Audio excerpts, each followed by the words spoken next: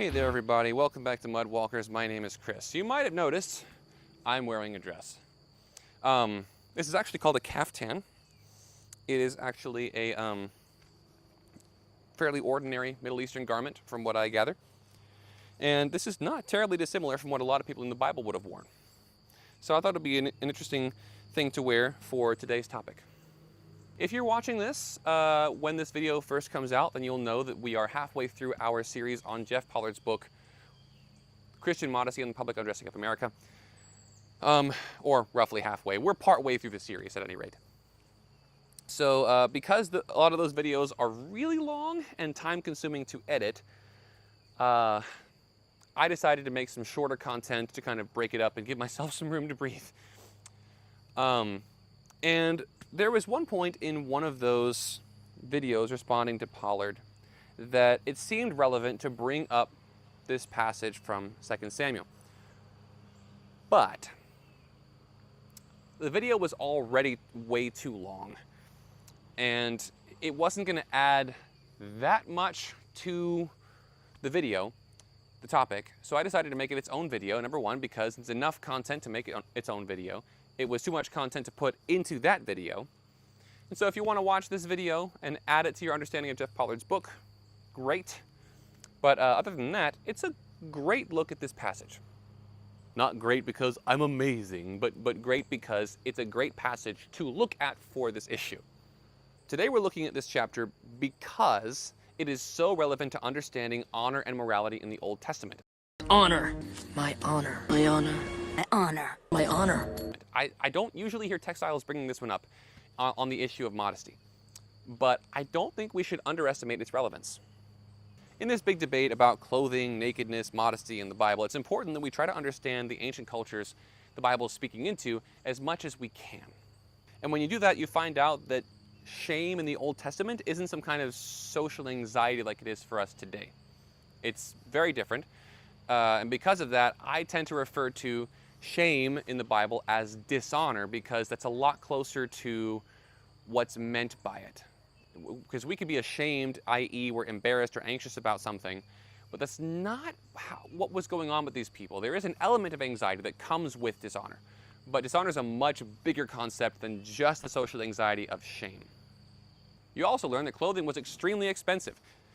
Buying this kind of garment would have been like buying a car in the ancient Near East, in the Bronze Age. It would have been unfathomably expensive for the average lower class person. A poor slave would never dream of owning something as extravagant as this.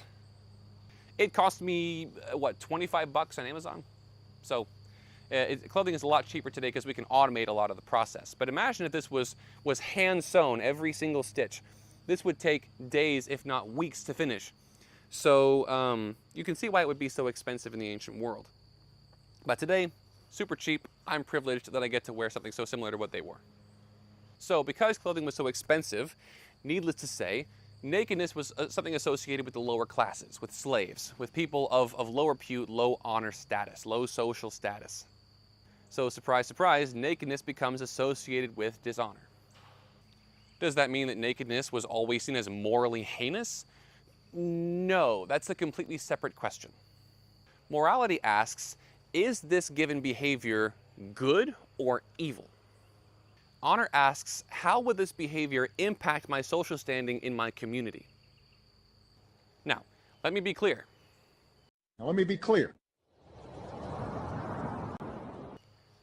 Evil behavior was often also dishonorable. That doesn't make them the same thing. You can, as an analogy, you can think of it like the law, like the legal code, and morality. It might be legal to call someone any number of horrible, awful names. Doesn't make it morally right. In some states, it's legal to kill a baby in the womb, just for the heck of it. It doesn't make it right. So the law can have something legal or illegal, and either one can be right or wrong. A legal thing can be moral or immoral. An illegal thing can be moral or immoral. The law doesn't necessarily line up with morality. The same thing goes with honor. It is not necessarily going to line up with morality as good and evil, honorable and dishonorable. For example, You can have your beard shaved off as an ancient Israelite man. If you were held down and your beard was forcibly shaved off of you against your will, that was extremely dishonorable to you. You absorbed the shame and dishonor of what happened to you. But no one was going to like hold you responsible for that. It's not like it was necessarily your fault, like you sinned because you don't have a beard. But there's a certain level of dishonor that comes with that. And if a woman got raped in ancient Israel, she became associated with dishonor and shame. Does that mean that people blamed her morally, thought that she was a sinner because she was raped? No, not necessarily. Honor and morality are two completely different questions. So, morality and honor, two very different things. With that in mind, let's read 2 Samuel chapter 6. And while we read, keep this question in your mind. Are these people talking in terms of morality or in terms of honor? Are they asking the question, is this behavior good or evil? Or are they asking the question, how does this impact our social standing in our community? Think about that as we read the passage. As Yahweh's ark was entering the city of David, Saul's daughter Michal looked down from the window and saw King David leaping and spinning in Yahweh's presence, and she despised him in her heart. When David returned home to bless his household, Saul's daughter Michal came out to meet him. "How the king of Israel honored himself today," she said. "He exposed himself today in the sight of the slave girls of his subjects, like a vulgar person would expose himself." David replied to Michal, "It was in the presence of Yahweh, who chose me over your father and his whole family to appoint me ruler over Yahweh's people Israel. I will dance in Yahweh's presence, and I will dishonor myself and humble myself even more. However, by the slave girls you spoke about, I will be honored." First of all, let's talk about spinning and exposing. Why would Michal accuse David of exposing himself if he was dancing? And why did my version of the passage switch out the word dancing for the word spinning? Let's talk about it. Imagine if you magically were transported 1,000 years into the future and 20th and 21st century English is a dead language. No one speaks that anymore. And you come across this archaeologist who's translating this ancient text called a newspaper. And he comes to this passage about this man called Michal Jackson. You say, "Oh, actually, it's Michael Jackson. I was there." Really? Yeah, I know. I was there. I actually saw him in concert. That had to be incredible. Look at this passage. And he comes to this one passage, and he says that Michael Jackson danced. And you go, no. That's not a good translation of that. It says Michael Jackson moonwalked. And the guy gets out his ancient English lexicon, and he says, "No, see?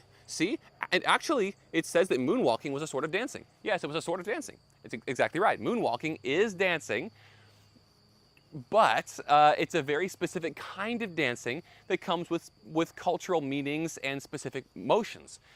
So you could translate moonwalking as dancing, but that's not what moonwalking was. It's not dancing in general. You couldn't moonwalk on your head. You couldn't moonwalk in a handstand. You couldn't moonwalk with your feet holding still. That's not how moonwalking works. Moonwalking requires the moving of your feet. No, I can't moonwalk, okay? Or I would do it. I'm no good at it. But you guys know what moonwalking looks like. Similarly, the Hebrew term here for dance doesn't just mean dance.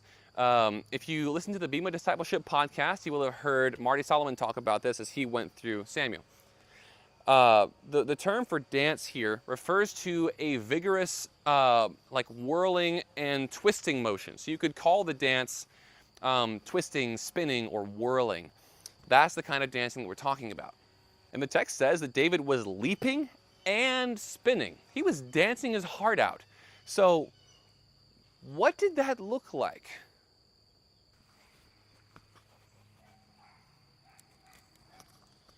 It probably looked something like this. Now understand, I'm no expert on ancient Israelite spin dancing, okay? I'm just a modern American. But putting leaping and spinning together, let's look at what that looks like while I'm wearing a linen robe.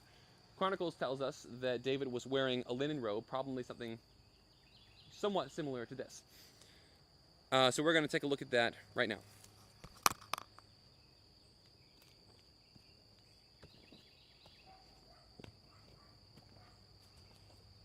I'm praising God. I'm spinning. I'm jumping and spinning and jumping and spinning and jumping and spinning. and jumping and spinning and jumping and spinning and jumping, ow, and jumping and spinning and not caring what people think. I am dancing in the presence of my God and my people.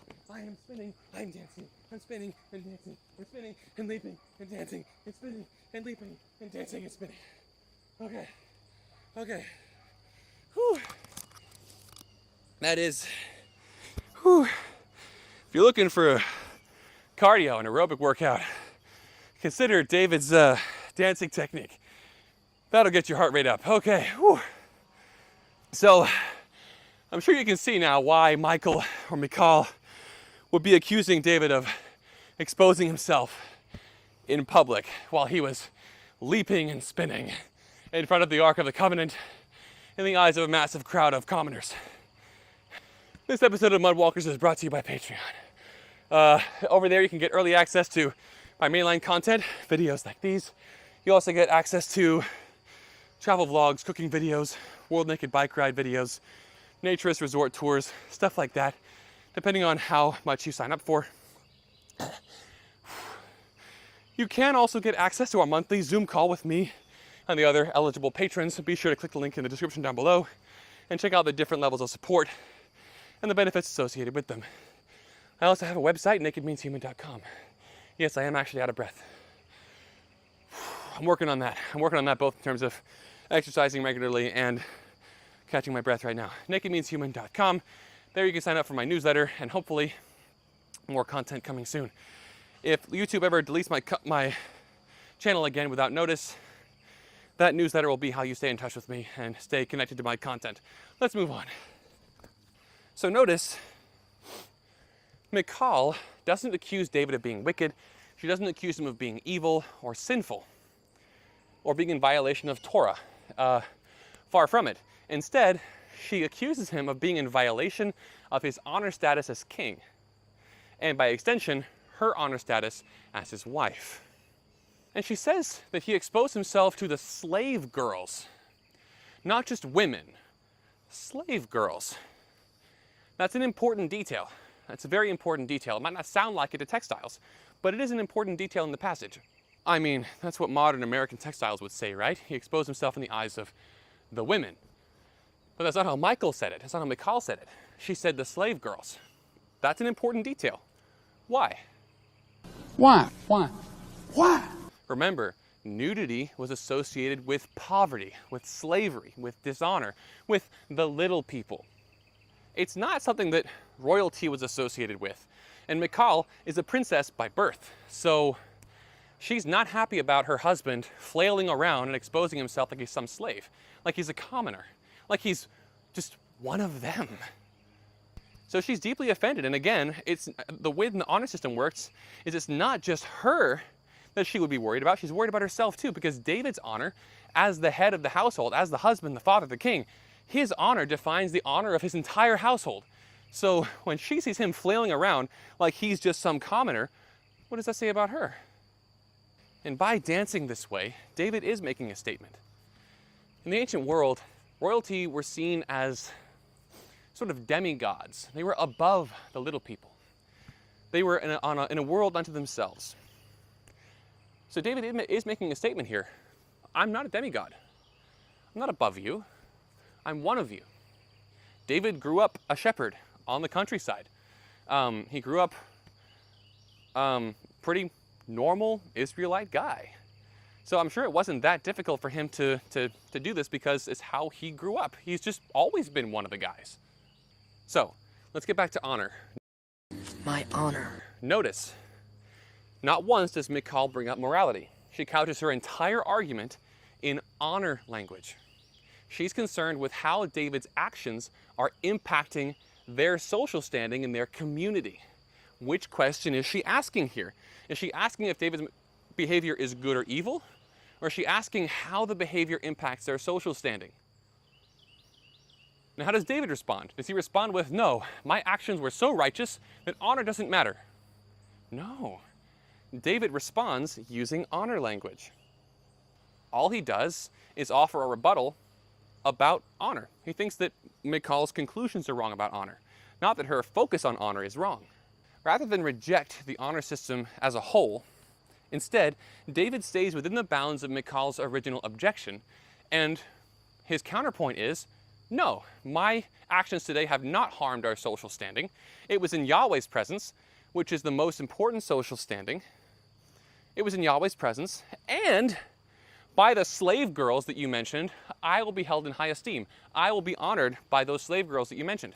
Michal is concerned that the people are going to lose respect for David. Their view of him is going to be diminished as a result of his actions. David says, no, on the contrary, the people are going to love me because of what I did today. So his contention is not that you're accusing me of evil, but I'm actually righteous. You're accusing me of sin, but it was actually good that I did this. She's saying, this is going to damage our social standing. And David says, no, it's actually going to improve our social standing. It's honor, not morality. Let me be clear. I don't think this passage is compelling one way or the other on the issue of nakedness and modesty, or Christian naturism, or any of that. What I'm bringing up the passage to say is that it's a very good illustration of the reality of nakedness, clothing, and honor in the ancient Near East.